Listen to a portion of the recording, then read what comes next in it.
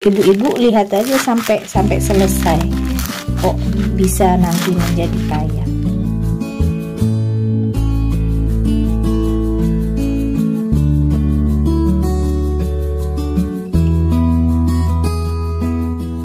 Hai ibu-ibu ya, kali ini mungkin ibu-ibu sudah melihat thumbnail saya dan bertanya-tanya kok bisa menjadi kaya dengan memasak cara saya ya. Saya nggak hoak ya, nggak bohongan.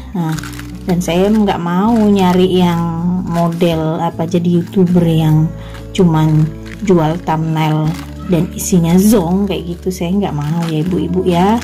Saya pengen membangun channel ini itu dengan cara-cara yang menurut saya ya cara-cara yang baik kayak gitu. Dan ini memang bisa, cuman ya itu tergantung kita masing-masing untuk mempraktekannya, untuk mengaplikasikan di dalam kehidupan nyata ya ibu-ibu.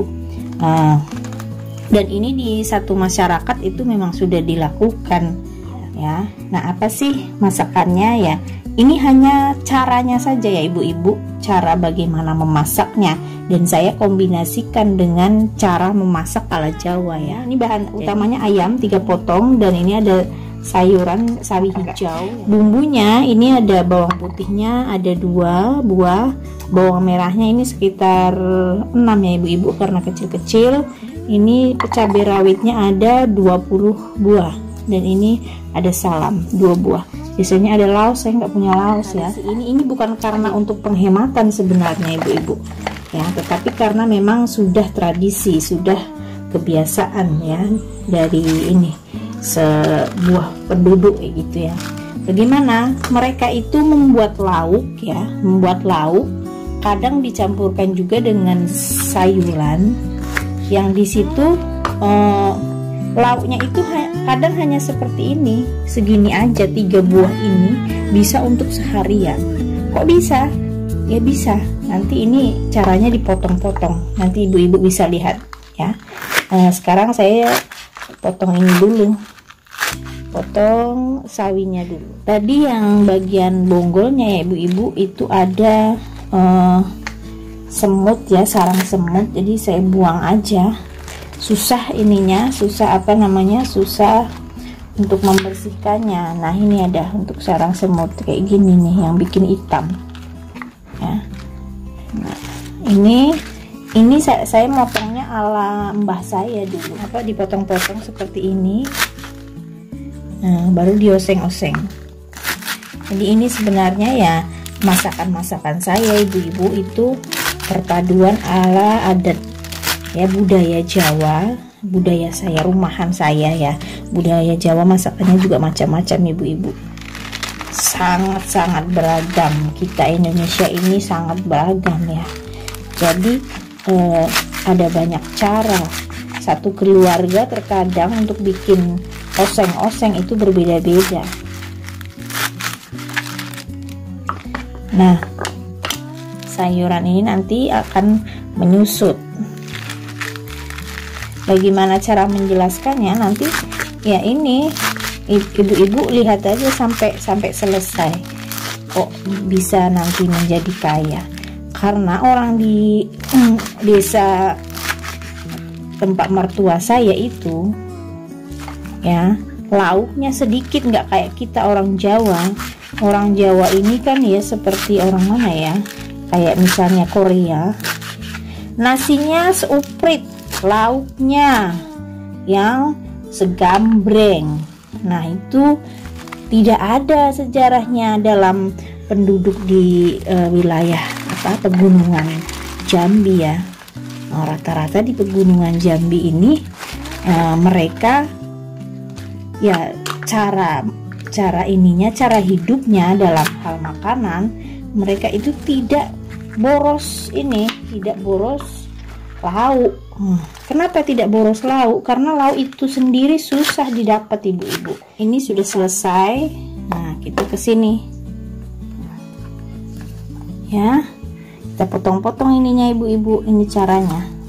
Oke. Nah, seperti ini ya. Jadi ayam, nah ini. Jadi satu ini kadang bisa jadi 2 suapan kayak gitu ibu-ibu, dikit. Nah, mereka merasakan enaknya makan itu dari apa? Dari bumbunya ibu-ibu. Ya, dari bumbu baladonya. Jadi minyaknya diperbanyak.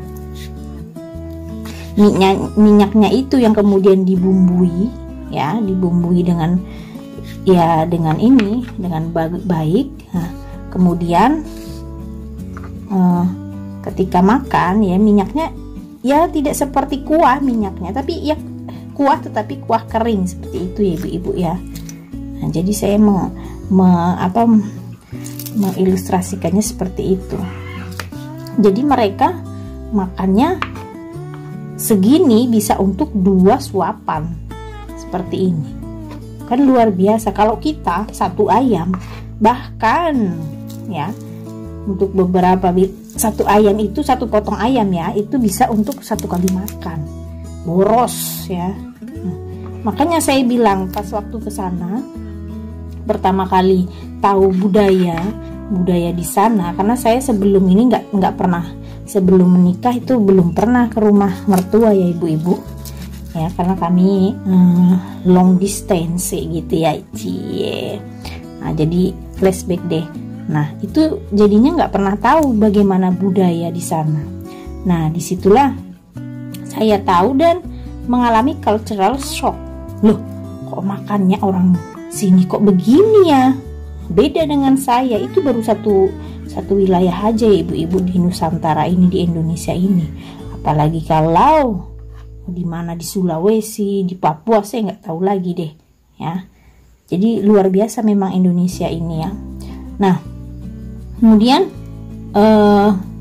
ketika saya melihatnya, kok bisa mereka makan seperti itu, nasinya banyak banget tapi lauknya sedikit dan habis, dan itu setiap hari ibu-ibu.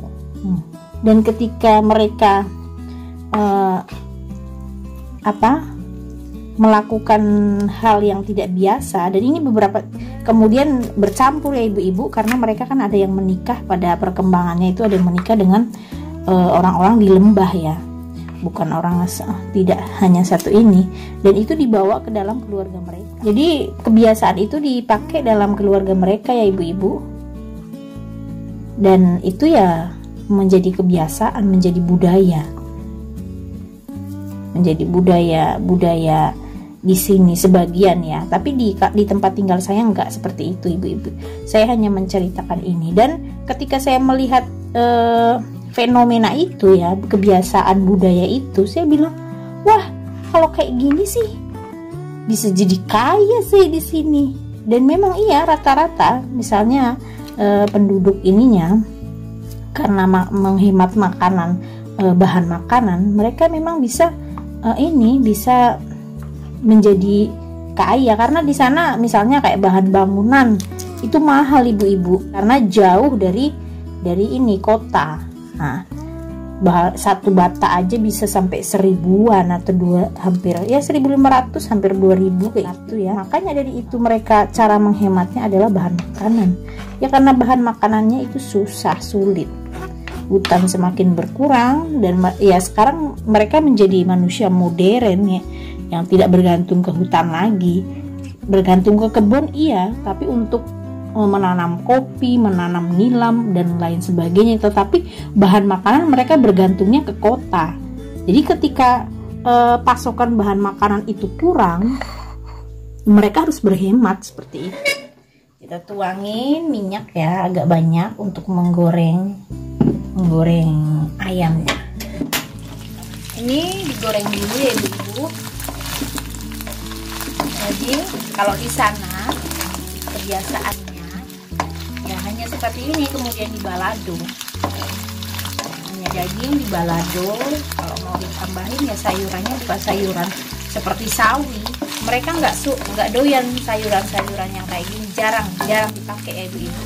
Mereka biasanya pakai kentang, pakai buncis, kacang, wortel pun sangat jarang ya. Jadi itu memang kebiasaan satu wilayah ya di Indonesia ini, apalagi di daerah-daerah yang lain. Jadi kita harus memahami budaya itu, ibu-ibu. Dan sekarang percampuran budayanya sudah banyak banget dengan budaya-budaya lainnya ini. Tapi kadang-kadang ya kebiasaan dari ini masih dipertahankan karena ada satu atau dua orang, banyak ya orang yang memang dia tidak mau mencoba sesuatu masakan yang baru ya. Dan dari pihak perempuannya atau istrinya itu akan mengikuti suami kalau di Indonesia ya. Cuman saya nggak mau, kita budayanya beda. Saya budaya Jawa, suami saya itu budaya Jambi. Jadi saya tidak bisa memaksakan diri untuk bisa mengambil semuanya dari budaya Jambi, karena saya punya background budaya sendiri, apalagi soal masakan.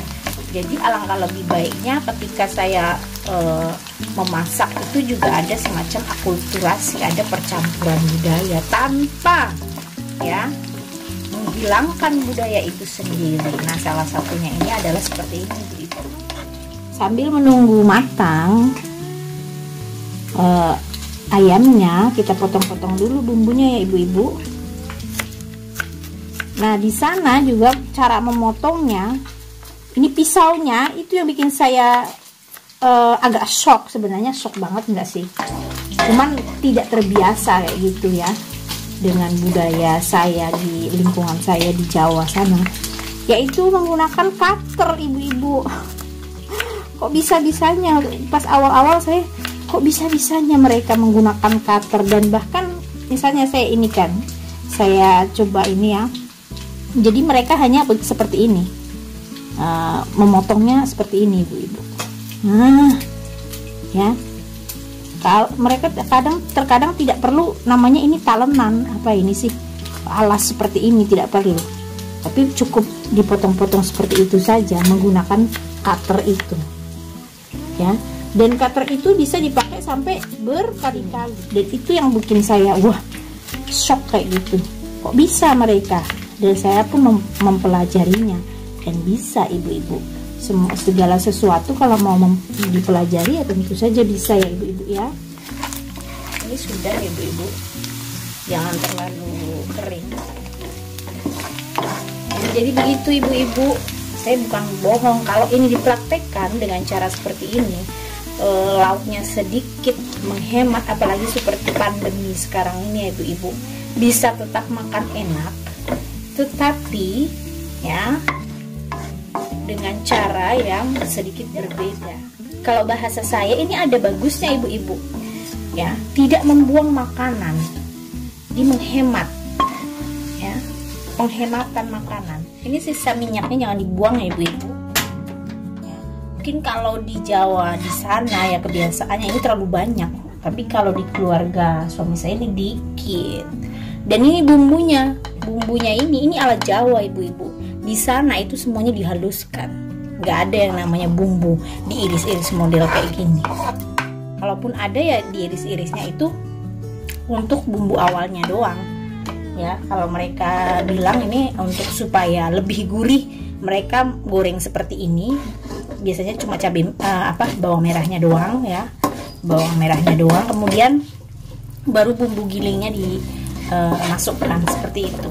Jadi ini benar-benar perpaduan, dan mereka tidak ada pakai oseng-oseng pakai beginian, nggak ada, ibu ya.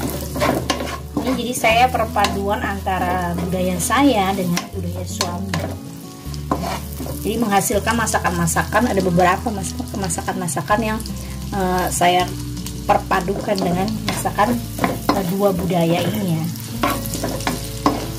Bahkan bukan cuma dua budaya, ibu-ibu, ada budaya dari Korea ya, kimchi, saya perpadukan sendiri dengan cita rasa yang suami dan saya suka seperti itu. Jadi silahkan ibu-ibu, apalagi ibu-ibu muda, mamah muda, bunda-bunda ya, ini banyak istilahnya, silahkan ciptakan budaya juga, atau mau mempertahankan budaya dari keluarga masing-masing atau menciptakan budaya baru yang benar-benar berbeda. Karena saya sendiri basic dari ketika menikah, basic masakannya saya nggak bisa masak, nggak terlalu bisa masak, cuma masak-masak oseng-oseng doang kayak gitu, goreng tempe, masakan yang rumit-rumit tuh saya nggak bisa ya, belum pernah mencoba dan tidak bisa memang awal-awalnya, apalagi gulai ya yang merupakan masakan khas Sumatera itu saya benar-benar nggak bisa. Bumbunya apa saja, dulu pertama kali masakan saya itu adalah gulai ayam ibu-ibu ya. Kata suami saya itu rasanya hambar ya, karena saya nggak tahu bumbunya, hanya mengira-ngira saja bumbunya ini. Nah, terus kemudian garamnya saya ala saya, ala kadarnya kayak gitu ya, perkiraan saya aja. Resep-resep melihat resep juga tidak serta merta kemudian bisa memasak langsung profesional kayak gitu, tidak ibu-ibu. Itu semuanya butuh proses. Saya setidaknya sekitar 2 atau 3 tahun baru bisa memahami bagaimana sih budaya memasak di kampung atau desa suami saya itu. Ini sudah selesai ibu ya, sudah kering, kita masukkan ini ya. Dengarkan suaranya. Mohon maaf sekali ya ibu-ibu, kali ini saya banyak bercerita ya, dan ini masukan yang menurut saya sangat berharga buat keluarga yang baru menikah. Karena saya sendiri ya, mungkin dalam ketika kita mendaftarkan pernikahan, ada nasihat pernikahan, tidak ada nasihat pernikahan memasak kan ibu-ibu. Dapat dari mana? Dari orang tua kita, dan itu pun saya nggak dapat ibu-ibu, karena saya langsung diboyong sama suami saya ke Jambi dari Jawa sana. Nah, dapat nasihat dari mana? Mertua saya bahasanya lain. Jadi akhirnya meraba-raba sendiri, terutama soal masakan, bagaimana kita menciptakan masakan yang enak kayak gitu, yang disukai oleh suami, sehingga dia tidak melirik ke lain hati ke masakan yang lain, nggak doyan jajan. Itu suatu trik yang tidak mudah sekaligus tidak mudah juga ibu-ibu untuk dipelajari. Ini dikasih air sedikit aja ya ibu-ibu, untuk mematangkan, nggak usah banyak-banyak. Ini satu aja lah.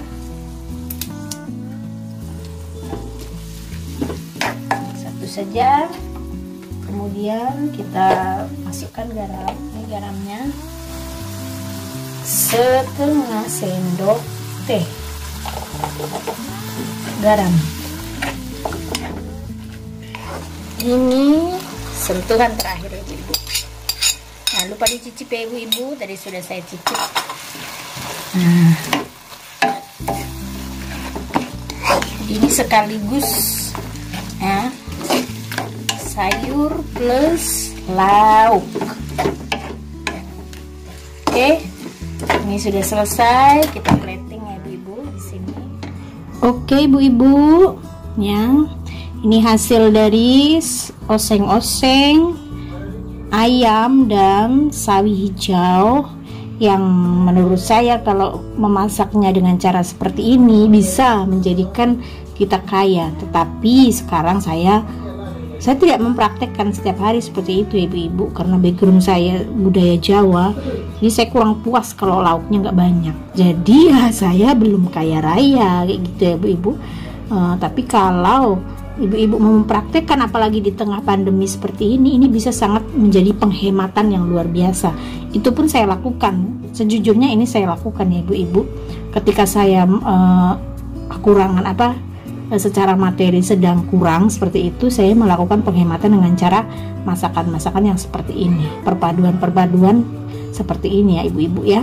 Jadi tonton terus video-video resep masakan saya ibu-ibu. Terima kasih yang sudah mampir, apalagi setia dengan resep-resep masakan saya. Jangan lupa bagi yang baru nonton, like, subscribe, bunyikan lonceng, dan share. Terima kasih.